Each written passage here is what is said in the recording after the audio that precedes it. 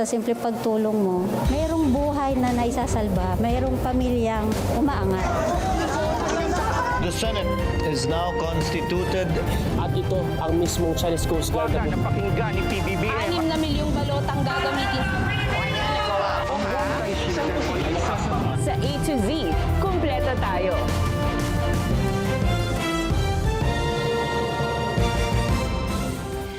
Luzon, Visayas, Mindanao at buong mundo. Ngayon ay Huwebes, August 14, 2025.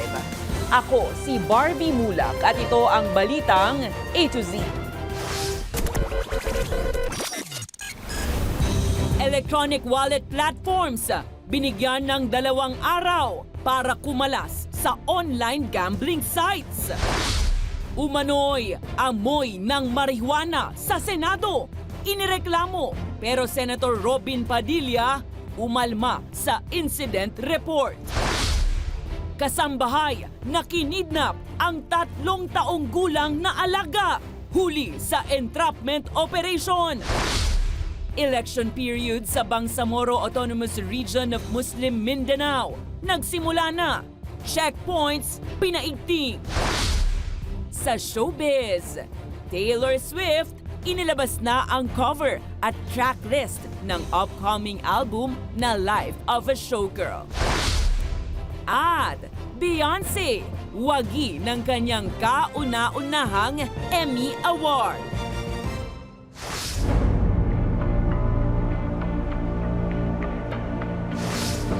Magandang gabi, pambungad sa ating newscast. Binigyan ng Bangko Sentral ng Pilipinas ang e-wallet platform sa bansa ng deadline hanggang Sabado para mag-unlink o kumalas sa online gambling sites upang hindi na mahikayat pa ang publiko na magsugal.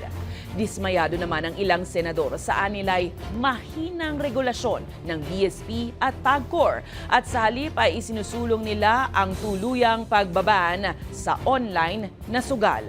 May balitang A to Z si Ace Cruz. Inatasan ng Bangko Sentral ng Pilipinas o BSP ang iba't ibang e-wallet platforms na putulin na ang links nito sa online gambling sites sa loob ng 2 araw.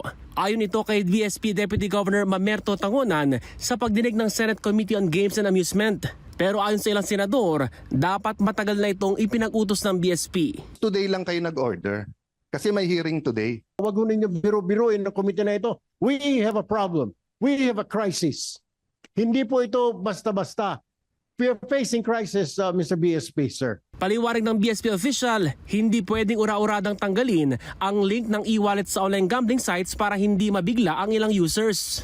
Within that time, for consumers who may want to take their money out from their online gambling accounts, they may do so. Sa datos ng PAGCOR na parehong regulator at operator ng sugal sa bansa, 40% lamang ang legal na online gambling sa Pilipinas na may naiaambag sa ekonomiya at sa ilang government agencies gaya sa PhilHealth at Philippine Sports Commission.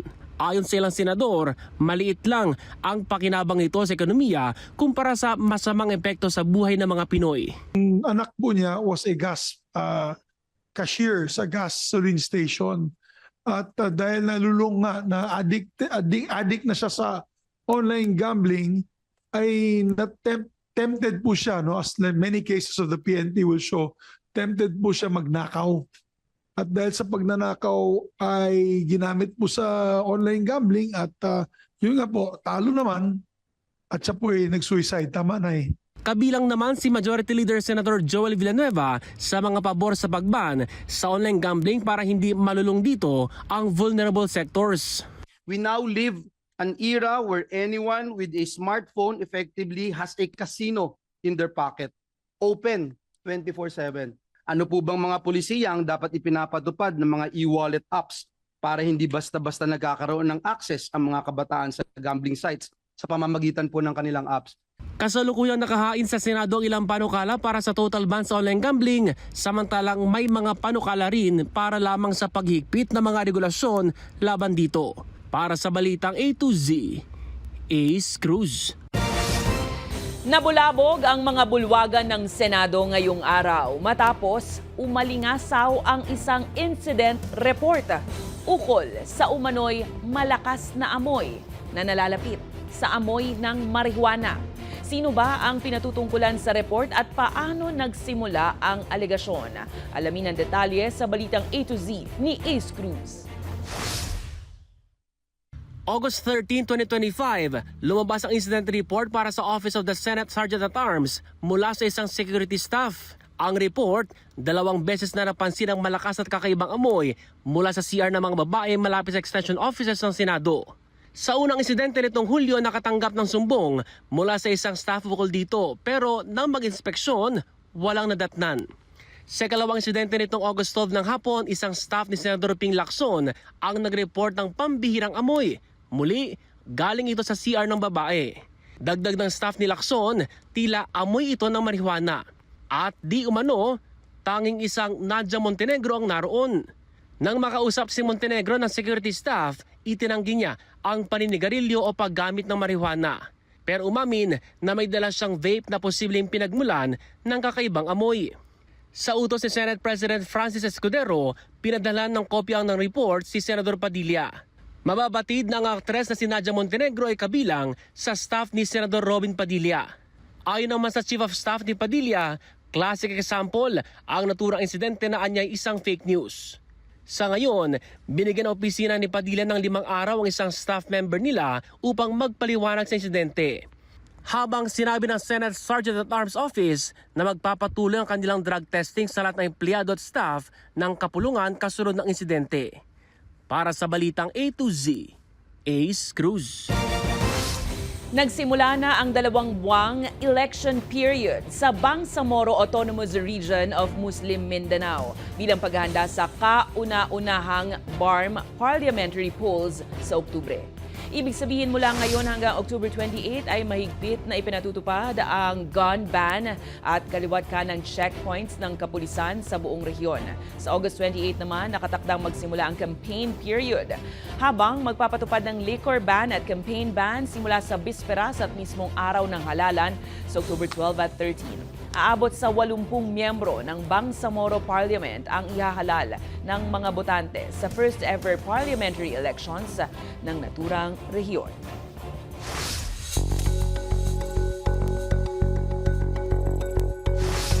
Naglaan ang gobyerno ng 275 billion pesos para sa flood control projects sa susunod na taon. Pero sa gitna ng kritisismo sa umano'y palpak na flood control programs, inanunsyo ng Department of Budget na mas hihigpitan ang pagbabantay sa paggastos ng mga ahensya at maaari ring i-monitor ng publiko ang estado ng mga proyekto. Ang balitang A to Z ni Naomi Almohan. Tuwing umuulan o panahon ng bagyo, baha ang problema ng mga Pinoy. Ang sinisisi, palpak na flood control projects, partikular na ng Department of Public Works and Highways o DPWH. Sa panukalang pambansang pondo sa 2026 sa sektor ng DPWH, nasa halos 275 billion pesos ang nakalaan para sa mga proyektong tutugon sa problema ng pagbaha. Ayon sa DBM, binabaan na ito ng 75 billion pesos mula sa naunang panukalang 350 billion pesos. More than 1 trillion po yung budget nila ng 2025. Napakadami pa po. Karamihan pa po doon ay hindi pa nare-release. 400 billion pa po yata. 2 years naman po ang validity ng ating GAA po. Nitong Lunes nga lang isiniwalat ni Pangulong Ferdinand Marcos Jr. na na-corner ng top 15 contractors ang mahigit 100 billion pesos na halaga ng flood control project sa bansa. Kasunod nito, ilulunsad ngayong buwan ng DBM ang Budget ng Bayan Monitor o BBM. Imo-monitor dito ang performance ng bawat ahensya at kung nagagamit nga ba ng tama ang pondong nakalaan para sa mga proyekto. May grade po, may grading system po ang ating mga departments, ang ating mga SUCs. We will dig deeper po. Per program, per project, we'll do it. Papayagan din nito ang publiko na i-monitor ang estado ng infrastructure project sa bansa sa pamamagitan niya ng Project DIME o Digital Information for Monitoring and Evaluation. So gagamitan po natin ng drone and satellite para makita po nila kung anong nangyayari doon sa mga proyekto. Line by line po, makikita nyo doon. Umaasa ang DBM na sa pamamagitan ng mga programang ito, matitiyak ng publiko na hindi nahohokus-pokus ang pera ng bayan at sa totoong proyekto ito na ilalaan. Para sa Balitang A to Z, Naomi Almohano. Hindi kailangan ng lead investigator kaugnay sa nagpapatuloy na investigasyon sa umano'y alegasyon ng maanumalyang flood control project sa bansa ayon sa Malacanang. Ito ang tugon ni Palace Undersecretary Claire Castro kay Baguio City Mayor Benjamin Magalong na nagpipresentang pangunahan ang investigasyon ni Pangulong Marcos ukol sa issue. Ayon kay Castro, nakalatag na ang sistema ng administrasyon para sa flood control probe, partikular ang direktiba ng Pangulo na bumuo ng Regional Project Monitoring Committees sa ilalim ng Sumbong sa Pangulo website. Gayunpaman, bukas pa rin anya ang palasyo sa mga ebidensyang maaaring isumite ni Magalong kaugnay sa mga korupsyon sa infrastruktura. Nangako rin ng Malacanang na pag-aaralan nito ang mga isusumiti ng alkalde at maghahain ng kaukulang reklamo laban sa mga madadawit na individual. Nakita po nga din po natin at napanood ang kanyang mga interviews. Mas maganda rin po sana at nababanggit siya ang tungkol sa rock netting at Cat's Eye ay mas maganda rin po na kung mayroon po siyang alam dito, maidimanda na agad. Iginigiit ng Malacanang na kailangan ng Office of the President ng 4.5 billion pesos na confidential funds upang magampanan ni President Ferdinand Marcos Jr. ang kanyang mandato bilang punong ehekutibo ng bansa. Ayon kay Palace Undersecretary Claire Castro, ang naturang Confidential at Intelligence Funds o CIF ay mahalaga para kay PBBM bilang Commander-in-Chief at tagapagpatupad ng foreign policy at security ng Pilipinas. Dagdag ni Castro, walang masama sa confidential at intel funds kung ang pondo ay gagastusin ng maayos. Bumuelta rin ng palasyo laban sa pambabatikos ni former Finance Chief Shelo Magno kaugnay sa issue ng anyay questionableng moral ascendancy ng Pangulo. Ang Office of the President ang may pinakamalaking parte ng CIF sa ilalim ng 2026 National Expenditure Program na siya namang sinundan ng Department of National Defense. Kung walang sinasabing moral ascendancy, tandaan natin kung tama naman po ang pag-report at ginamit sa tama, hindi po ito magiging questionable.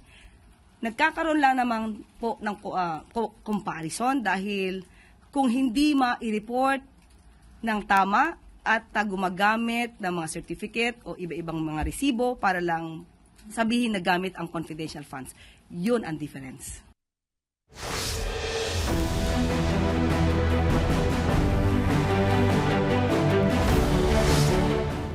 Umarangkada na ngayong Huwebes, August 14 ang konstruksyon ng bagong Kamuning Footbridge sa Quezon City na target matapos ng Disyembre. Ayon kay Transport Chief Vince Dizon, nakatakdang patayuan ang bagong footbridge ng entrance at exit door na konektado sa Kamuning northbound at southbound stations ng EDSA busway.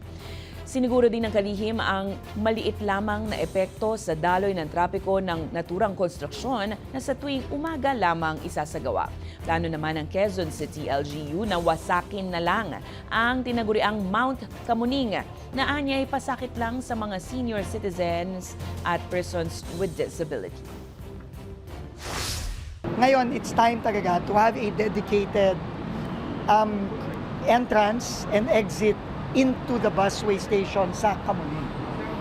So, the target is to finish both the footbridge and the station by December, Mayor.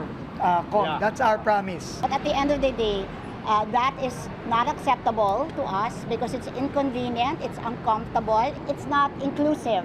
It leaves out many vulnerable sectors, and that is contrary to our vision of an inclusive mobility infrastructure program. So kailangan mawala yan.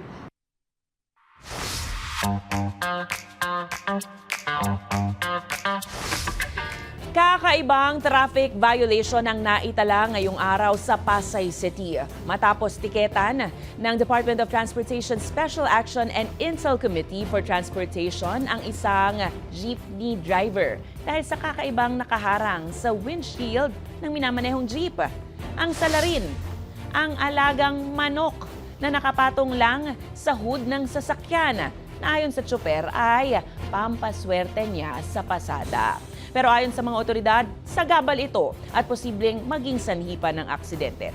Bukod rito, may violation din ng tsoper dahil sa sirang brake lights at manipis na gulong. Patuloy naman ang inspeksyon sa kalsada ng mga otoridad para tiyaking roadworthy o karapat-dapat ang mga sasakyan sa kalye para iwas aksidente. Susunod, kasambahay, nakinidnap ang 3 taong gulang na alaga. Huli sa entrapment operation. At hiling ng kampo ni Duterte na suspendihin ang ilang deadline inaprubahan ng International Criminal Court. Abangan ang kumpletong ulat sa pagbabalik ng Balitang A to Z.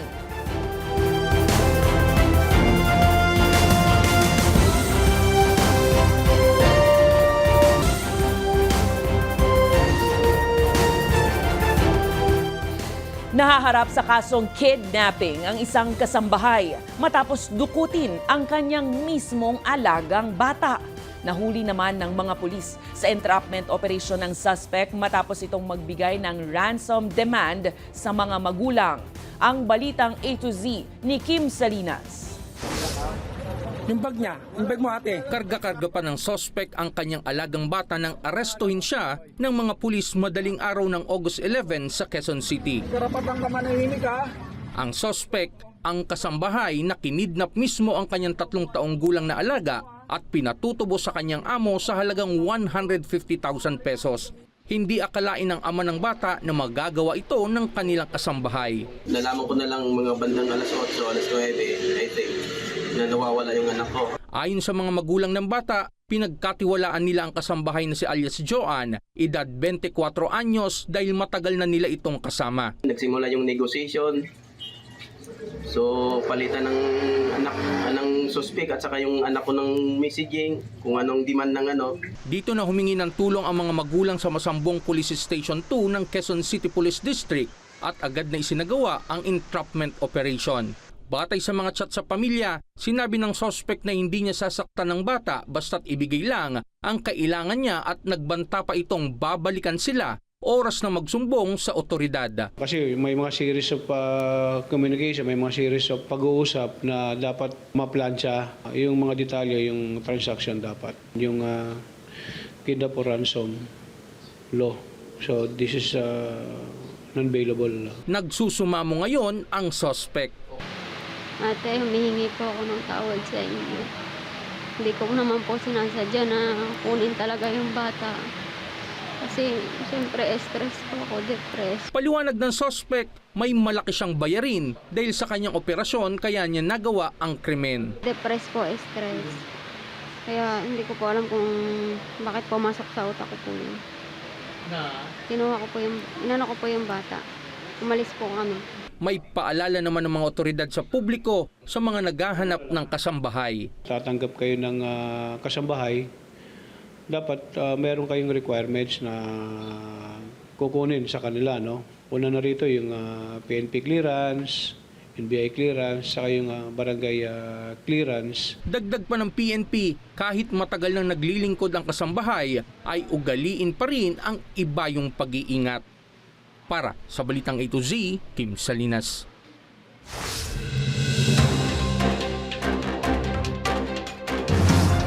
Formal nang nilagdaan ni Pangulong Ferdinand Bongbong Marcos Jr. ang Judicial Fiscal Autonomy Act na naglalayong mabigyan ng kapangyarihan at kalayaan ang hudikatura bilang isang kapantay na sangay ng pamahalaan.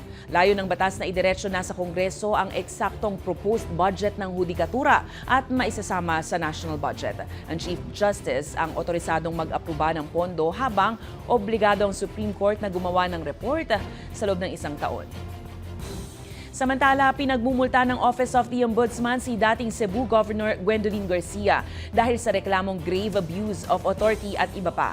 Pinagbabayad ng Ombudsman ang dating opisyal ng 1.2 million pesos sa reklamong nag-ugat sa desilting project sa Mananga River sa ilalim ng kanyang nagdaang administrasyon.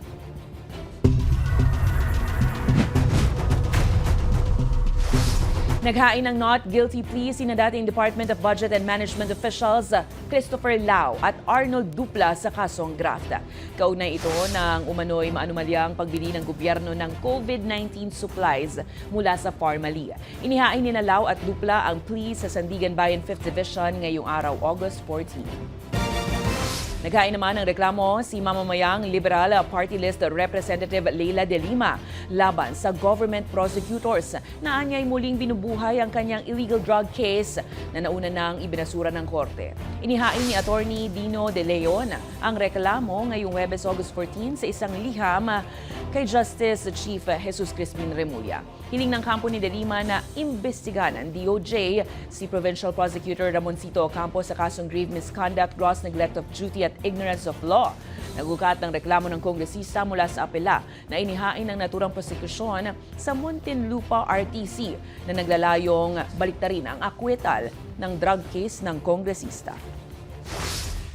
All of us are not safe if there are prosecutors who use their office to politically persecute citizens, and then at the same time who use the massive resources of the state to attack civilians and to gag them into submission and to silence dissent. Hindi tayo ligtas kung yung mga piskal natin hindi nila gagawin ang kanilang sworn or oath to obey and defend the Constitution.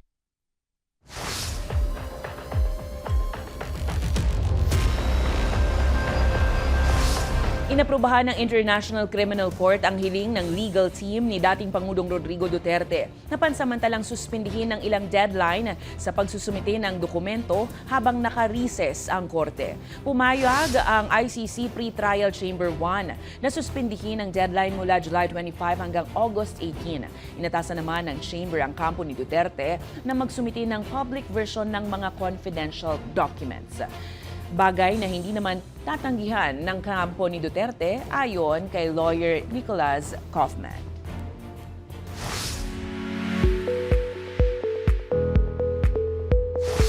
Kasabay ng pagdiriwang ng buwan ng wika ngayong Agosto, ganap nang binuksan sa publiko ang kauna-unahang community library na Book Nook sa loob ng isang mall sa Quezon City. Layunin ng programa na mang-engganyo hindi lang ng kabataan kundi ang lahat na magbasa, magkaroon ng dagdag kaalaman, makabuo ng imahinasyon at malayong tumuklas ng bagong mundo.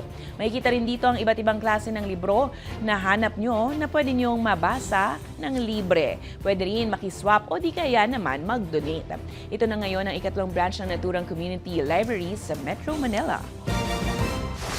Sa aming pagbabalik sa showbiz, Taylor Swift, inilabas na ang cover at tracklist ng upcoming album na The Life of a Showgirl. At Beyonce, wagi ng kanyang kauna-unahang Emmy Award. Manatiling nakatutok, kayo ay nanonood ng Balitang A to Z.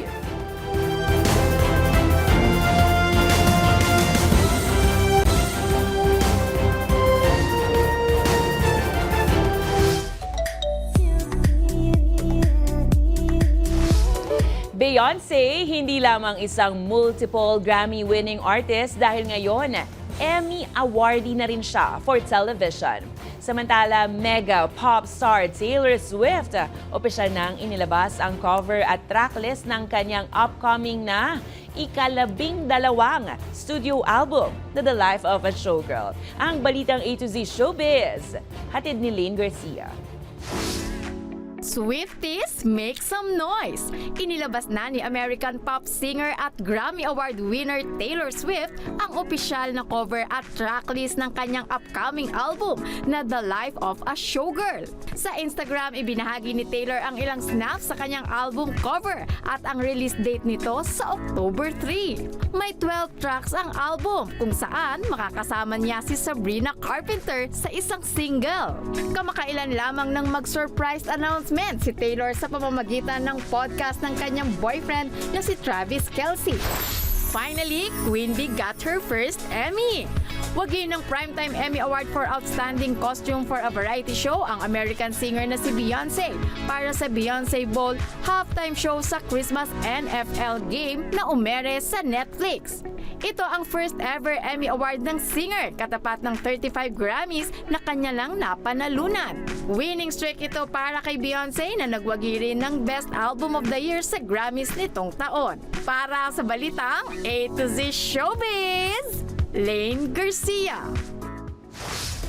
Kung kayo ay may kwentong kakaiba, mga kwento ng pag-ibig o storya ng inspirasyon at pag-asa, maaari itong ibahagi. Sumali sa ating Facebook group na Balitang A to Z. Panoorin ang replay ng ating programa at sundan ang ating social media pages. Hanapin ang Balitang A to Z. Ang ating pabaong quote of the night ay mula sa poet at writer na si Benjamin Senz. Paalala niya, kung kaya mong tigilan ang isang bisyo ng isang araw, kakayanin mo itong ihinto ng panghabang buhay. At yan po ang mga balita at impormasyon, mga kwentong may dalang inspirasyon na tinutukan ng Balitang A to Z. Ako po si Barbie Mulak, maging maalam, makialam. Magandang gabi sa iyo, Pilipinas!